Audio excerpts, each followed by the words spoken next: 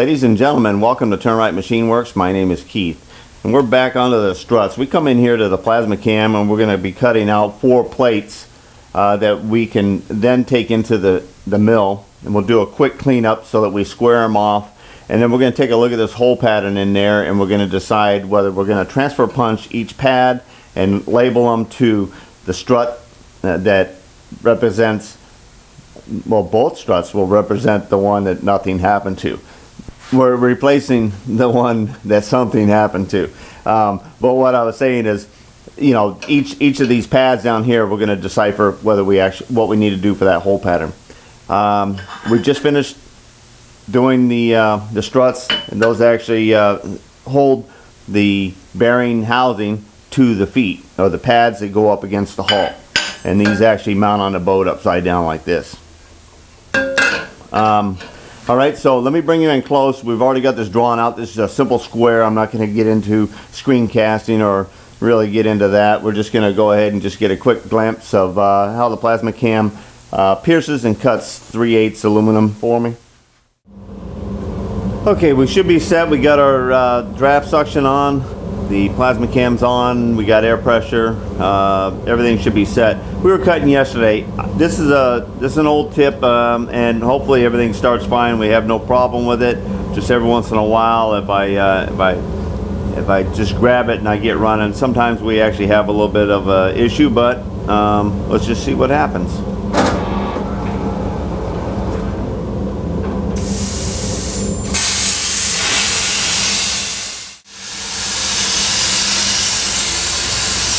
Now I'm cutting this about 25 inches a minute. I like the nice square edge on my aluminum plates there.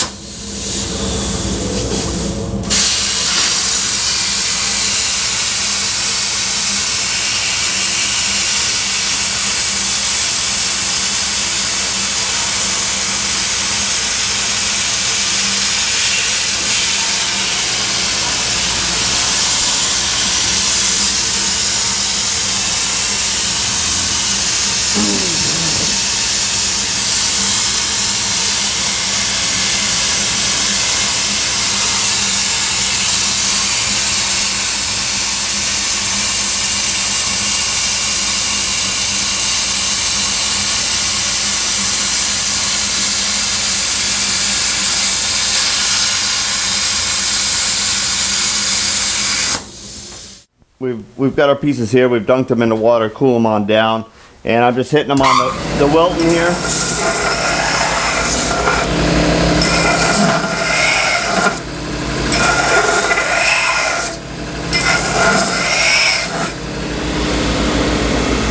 That way, if they can just stack next to each other without interfering with any of the burrs around the edge, that's all I'm trying to do.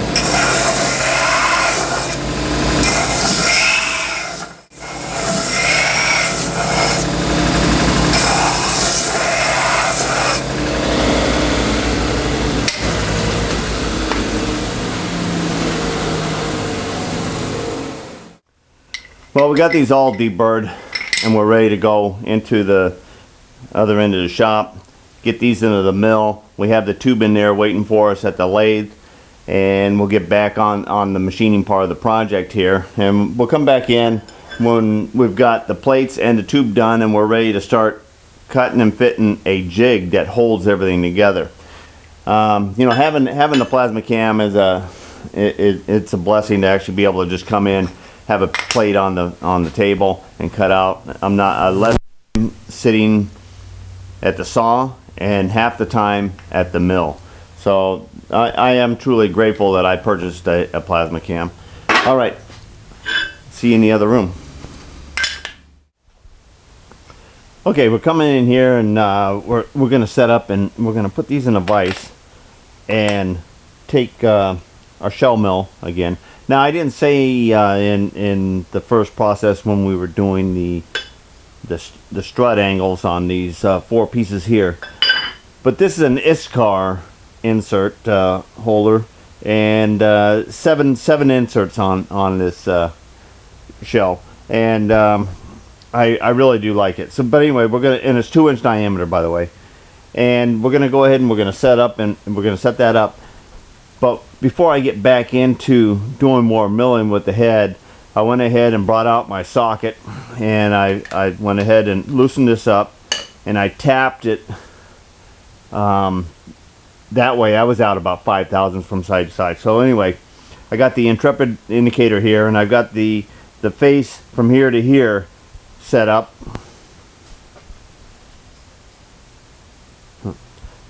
Thought I heard the phone ring. Alright, so I got the Intrepid indicator against this face right here, and I'm going to bring you in close, and we're just going to sweep back and forth. So I'm just hitting one side to the other side, and that's how I'm tramming in the head, rather than putting the indicator and sweeping the face here. So either of those ways I found to be close enough for my average machining. Okay, I think, am I at 0? Let's see here. Grab my up and down control here. Okay, bring her on down. Let's bring her up. Right there. I think it's close enough for 0. All right, and then we're gonna go ahead and bring her across over here. All right, let's fire it off. Let's lower it down some. Okay, just want to get this cutter in here. That will get us in the ballpark of our cutting position.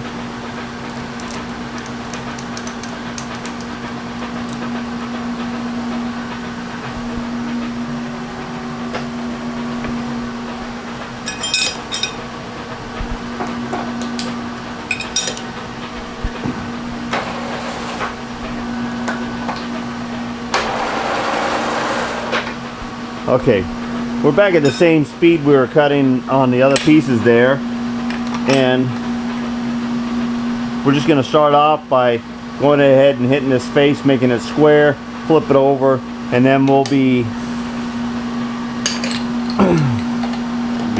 picking the right wrench. All right.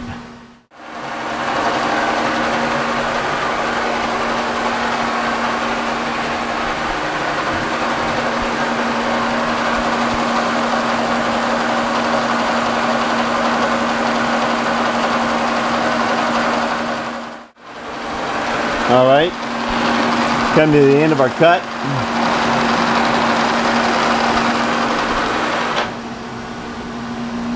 Okay, that cleaned up nice. All right, I'm gonna go hit them on the Wilton real quick. Just take that burr off the outside, these ends here, so that I can flip these over, and I'll clean out that when I get back. Okay, we slap these back in here, and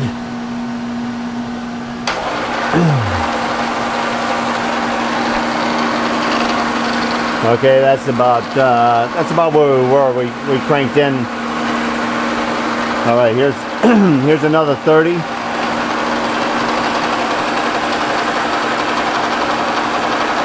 A little bit of Lumatap. Here again, this is 2 1/8 inches a minute, and we're right around 666 on the RPMs.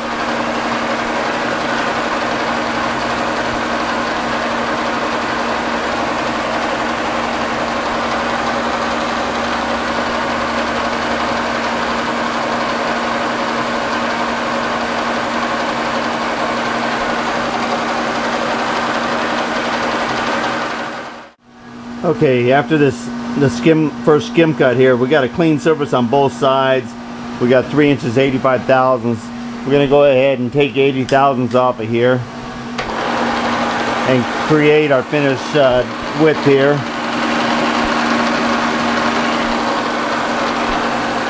All right, a little bit of Luma juice here.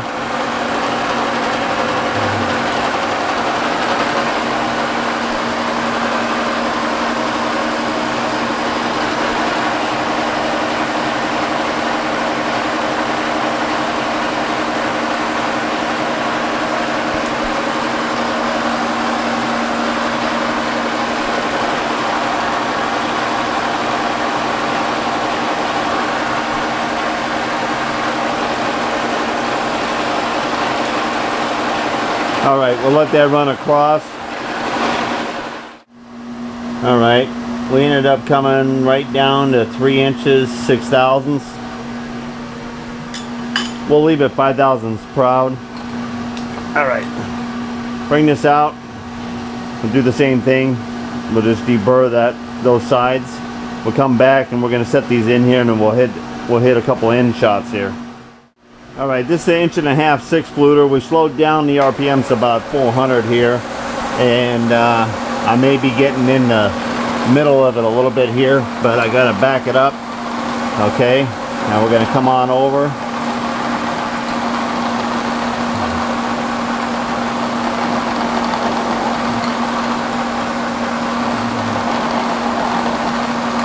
I'm just coming in until I actually see contact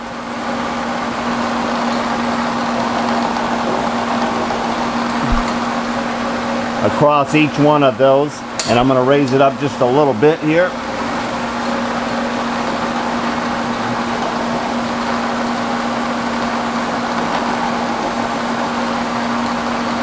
Okay. It's pushing those back.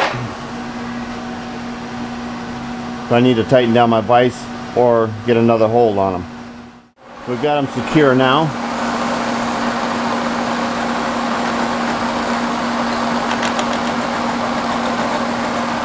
All right, now we're just going to feed her on in.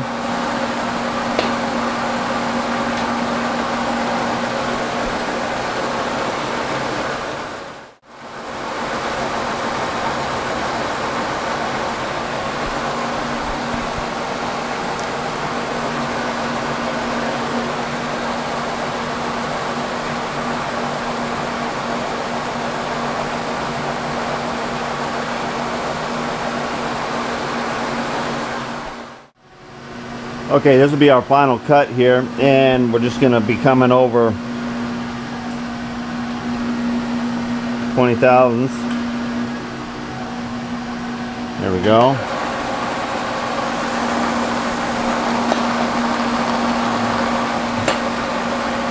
All right. Little juice on here. So the little bit that was pushing in, the other two of them were moving and two of them were cutting, but by the time we flipped it over and straightened it out, we're back on track here, and it come out right at the nominal dimension for the length, so we're looking good.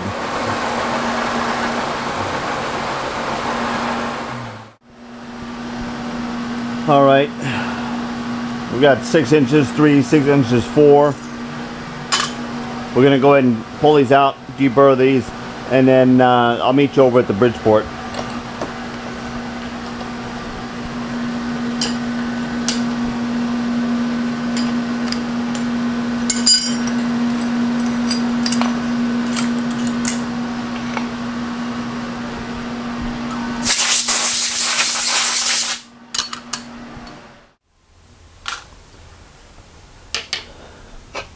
Okay, we're setting up over here on the hydraulic press so we can use the tabletop here. We're just transfer punching these. We taken the pads, put them down underneath.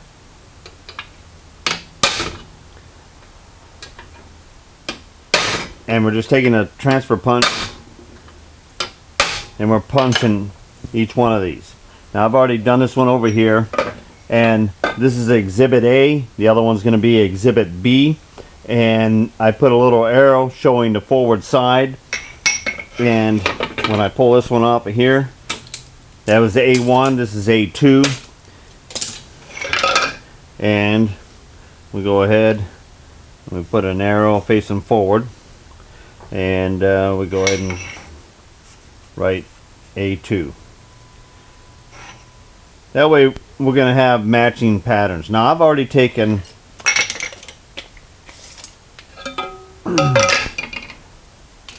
the strut that had something done to it, which is Exhibit A, and I measured here, and we got 16 and 5/8 both ends. This was crushed over. There is a little rock, but they stayed square. All right, and surprising enough,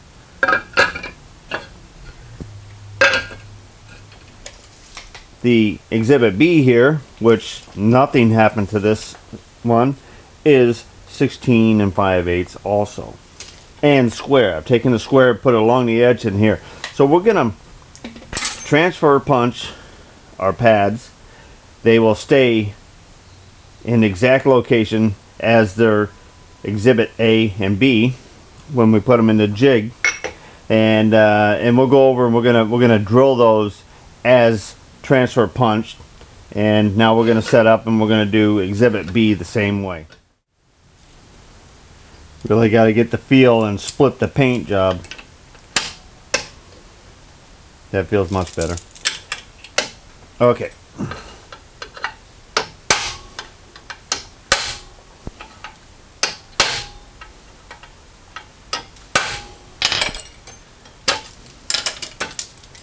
Okay, and this side is B2.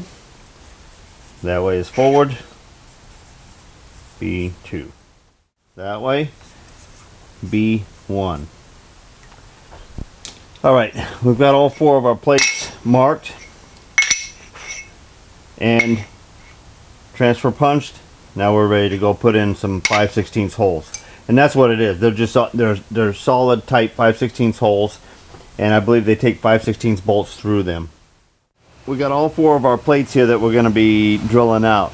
Now we transfer punch these, so we were thinking about setting them up and doing a hole pattern to match, and it was like 2 and 7/8 by, I don't know, 4 and 7/8 or something like that was the average. But there was 60 thousandths in a couple cases, and 30 and 40 where things were not square, things were not matching. So that's what led us to go ahead and transfer punch them. Now when you transfer punch, you got to follow that mark. So when you got to follow that mark, your part has got to float.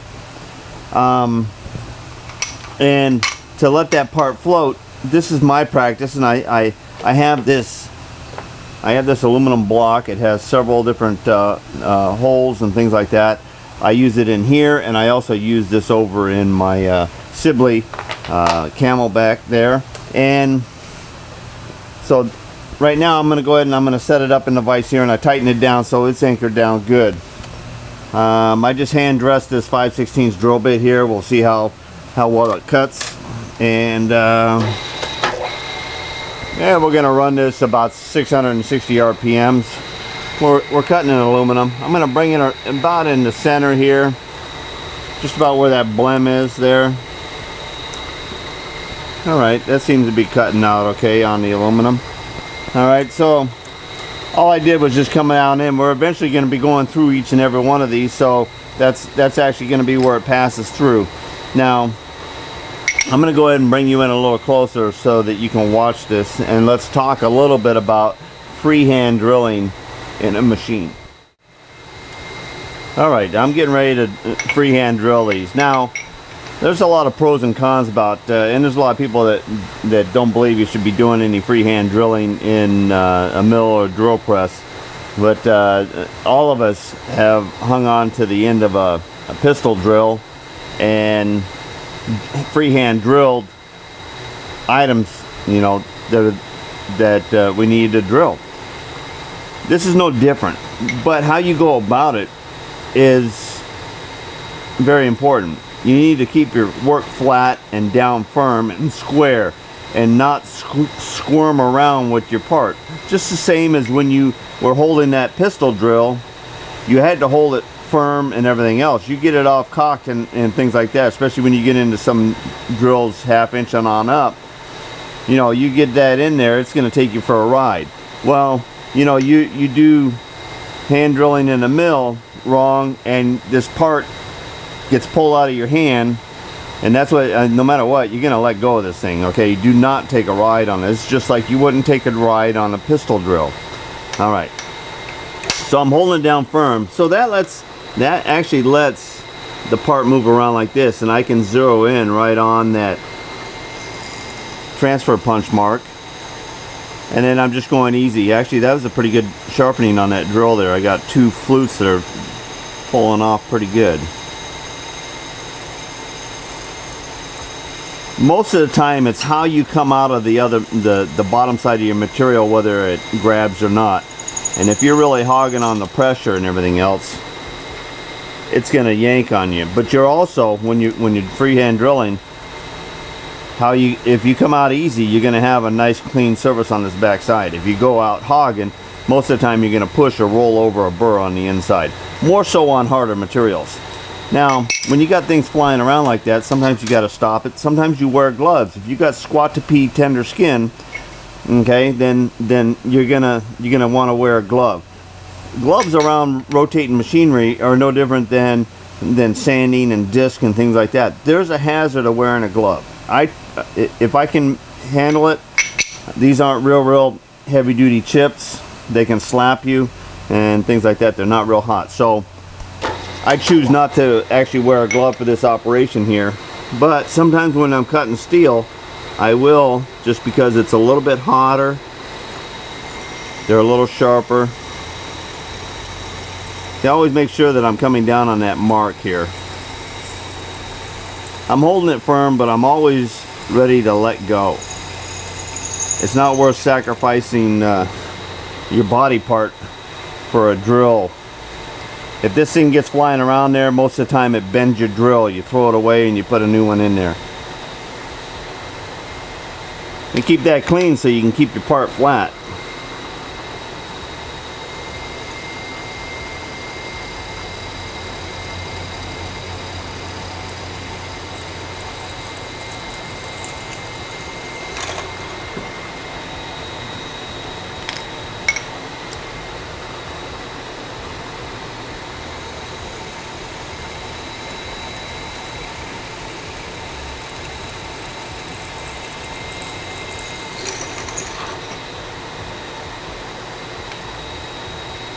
All right, now we'll put this to the side, and you can see that these hole patterns are not exactly uniform, and that's why I want to do this, because I want to match up what he actually has in the hole that he's going to be bolting this up to.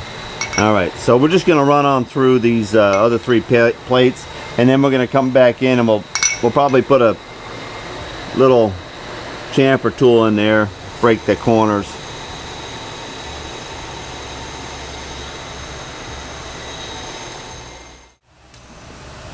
Okay, we're just going to put a we're going to put a chamfer tool in here,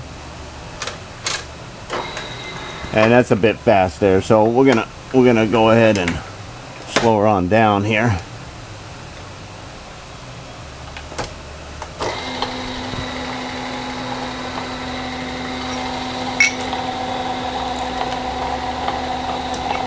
Just lightly break that.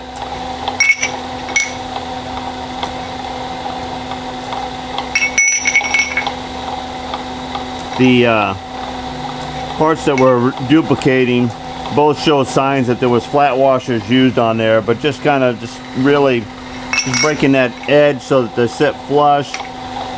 It won't interfere with us jigging them up. They'll sit flush on the table or jig here for welding it all together.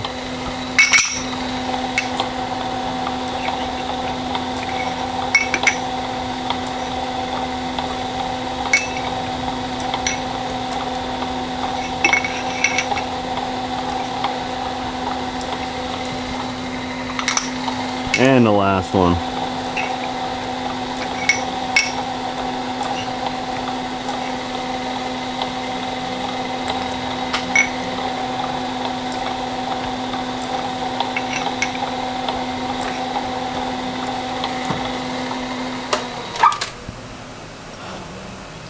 All right, these are all set. These are ready to go in, and there's nothing left to do to these except for weld them up in the jig.